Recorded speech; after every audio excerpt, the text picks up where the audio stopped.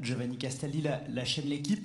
Bon, forcément, l'actualité en ce moment est un peu chargée avec le Paris Saint-Germain, cette victoire en Ligue des Champions. Est-ce que tu peux nous raconter comment tu as vécu cette finale, ce que tu as pensé du match et de tes partenaires du PSG qui ont décroché cette partenaire en équipe de France, bien sûr. Bonjour. On a regardé le match tous ensemble. C'était un match magnifique, c'était un match à sens unique. Le PSG a dominé de bout en bout la finale. On était très heureux pour nos partenaires. Ils le méritent amplement. Ils ont fait une Ligue des Champions magnifique. Donc ils finissent le travail magnifiquement. Donc on est très heureux pour eux. Ryan, bonjour, ici en haut, Henri Ignacia, Canal+, derrière les caméras. Ça fait quoi d'être dans le château avec les grands, puisque vous étiez souvent pas loin, et là, enfin, avec eux, ça vous a manqué, vous vous inquiétez de ne pas y être à un moment, vous avez pensé ne pas y être du tout. Comment ça se passe? Bonjour. Non, non, je me suis pas inquiété de ne pas y être. C'est un chemin long pour arriver ici, donc on est patient, on travaille, je suis très heureux d'être au château. J'avais eu la chance de le découvrir pendant les Jeux Olympiques. Maintenant, c'est un peu plus différent. C'est avec l'équipe de France A, donc je suis heureux et je profite au maximum. Bonjour Ryan, Philippe Sansfourche pour RTL. Tu arrives dans cette équipe de France à un moment où il y a un match important de compétition face à une des meilleures équipes du monde. Comment est-ce que tu perçois cette adversité? Qu'est-ce que toi tu penses pouvoir apporter avec ton profil très technique dans un match comme celui-là face à une équipe aussi technique? C'est clair, ils ont un très bel effectif, mais je pense que nous aussi, on a des joueurs extrêmement bons à tous les postes. Donc ça va être une adversité et un match compliqué. Donc si j'ai la chance d'être sur le terrain, ça sera pour aider mes partenaires à débloquer la situation, pour essayer de tout donner pour l'équipe et qu'on puisse remporter ce match. Bonjour Ryan, Ilias Peters, 90 Min. Tu sors probablement de la meilleure saison de ta carrière, mais est-ce que tu considères qu'il y a encore des aspects du jeu dans lesquels tu dois progresser, et si oui, lesquels? Merci. Oui, effectivement, j'ai fait une bonne saison. Maintenant, je suis conscient que je peux faire encore mieux. Il y a tous les aspects de mon jeu que je peux encore améliorer. Je travaille sur tous les aspects de mon jeu tous les jours pour être encore meilleur. Bonjour Ryan, Salim Dib, Canal+, Infosport Plus ici. On sait que vous êtes un joueur très polyvalent, ailier, numéro 10, même numéro 8, si vous voulez le faire sur le terrain. Ce que je veux dire par là, c'est est-ce que vous avez déjà parlé positionnement un petit peu avec Didier Deschamps ou pas du tout encore? Si, j'ai eu la chance de discuter un peu avec le coach sur le positionnement. Lui et moi, on est conscient que je peux jouer à tous les postes de l'attaque. Après, il m'a confié qu'il sait que ma position préférée, c'est être numéro 10. Maintenant, quand il fera appel à moi, que ce soit à gauche, à droite, devant, derrière, j'essaierai de répondre présent.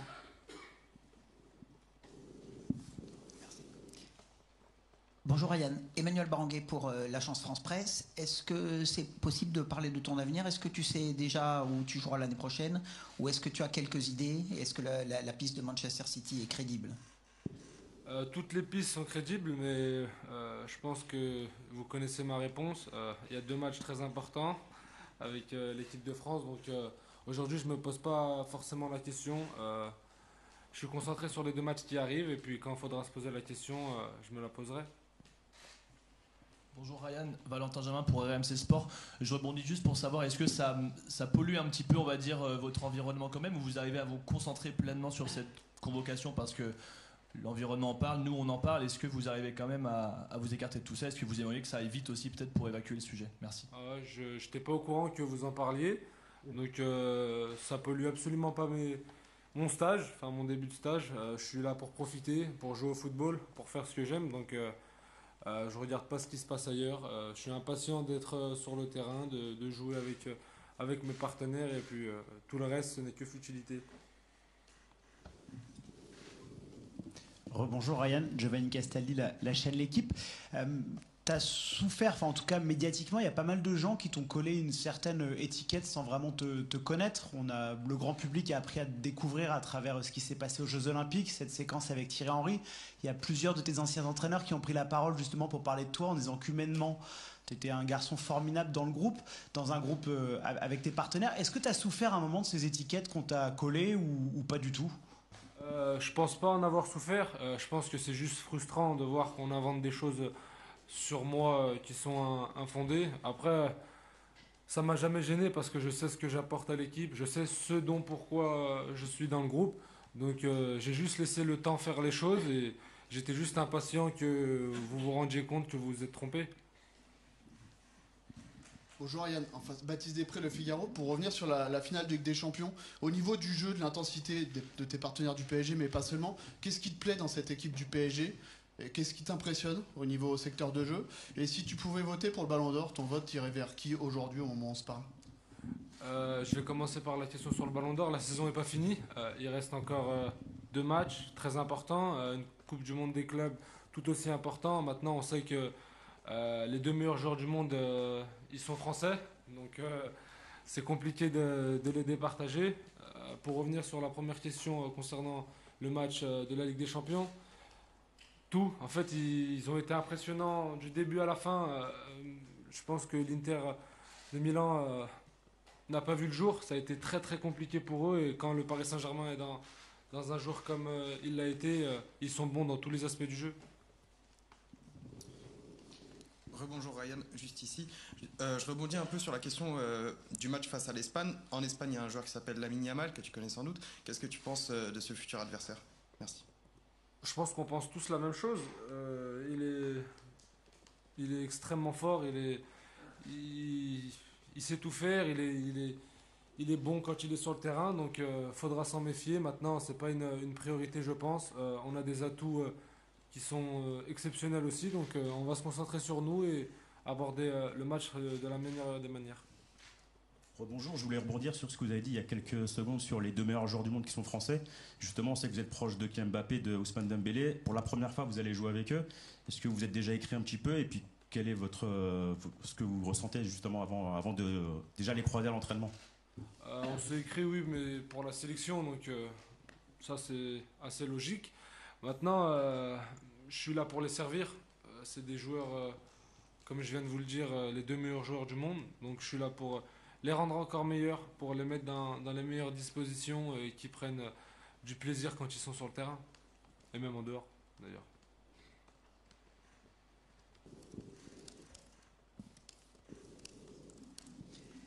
Emmanuel Baranguet pour l'AFP. Est-ce que tu peux nous raconter comment tu as appris ta première sélection, qui tu as eu envie d'appeler en premier, un petit peu comment ça s'est passé ce jour-là? Est-ce que tu l'as appris devant la télé comme tout le monde ou tu le savais déjà? Oui, j'étais sur un tournage pour le titre de meilleur passeur du championnat. Donc je l'ai appris sur le téléphone. J'aurais préféré être devant ma télé, je vous avoue, avec mes proches, mais bon, le boulot. Donc j'ai appelé mon père et ma mère en premier lieu.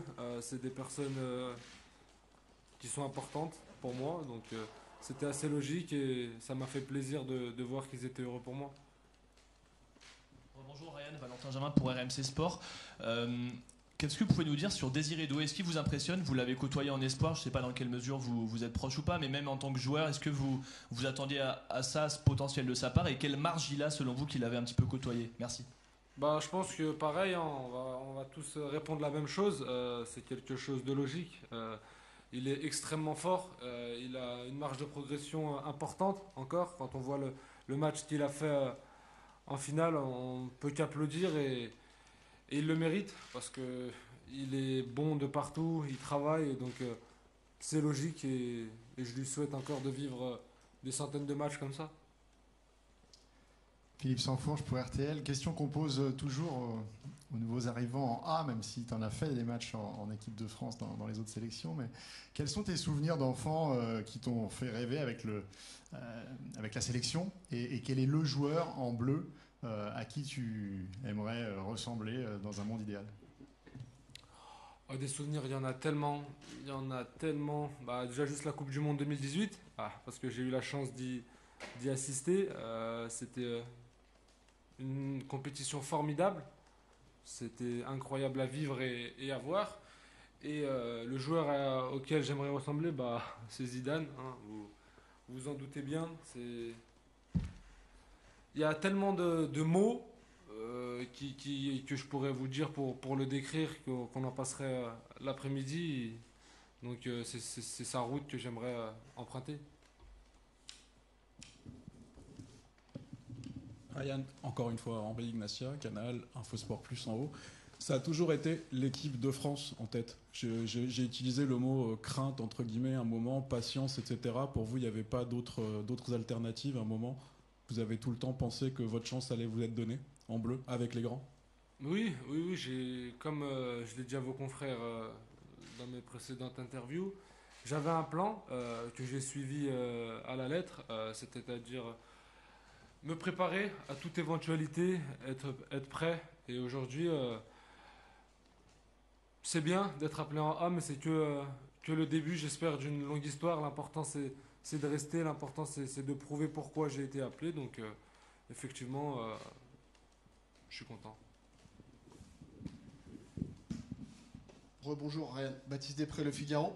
Depuis le départ de Griezmann dans l'équipe de France, il y a souvent la question de la créativité qui revient en disant qu'en formation au niveau français, il y a peu de joueurs qui sont créatifs, ou en tout cas pas suffisamment. Toi, tu coches pas trop cette case-là. Qu'est-ce que tu peux dire par rapport à ça? Qu'est-ce que tu as envie d'amener au bleu? Est-ce que tu te sens légitime et prêt aujourd'hui à te dire, au niveau de la créativité, je suis prêt à être là et à faire du bien à cette équipe de France? Je ne sais pas s'il y a un manque de créativité, parce que quand on regarde la liste, il y a même des joueurs créatifs en défense. Donc, je ne sais pas si c'est un manque de créativité, mais en tout cas, je pense que les joueurs qu'on a, ils sont forts dans tous les domaines. Donc, c'est vrai que moi, je coche un peu plus la case de la créativité. Donc, effectivement, si on fait appel à moi pour mettre de la créativité sur le terrain, je louperai pas ma chance, ça c'est sûr.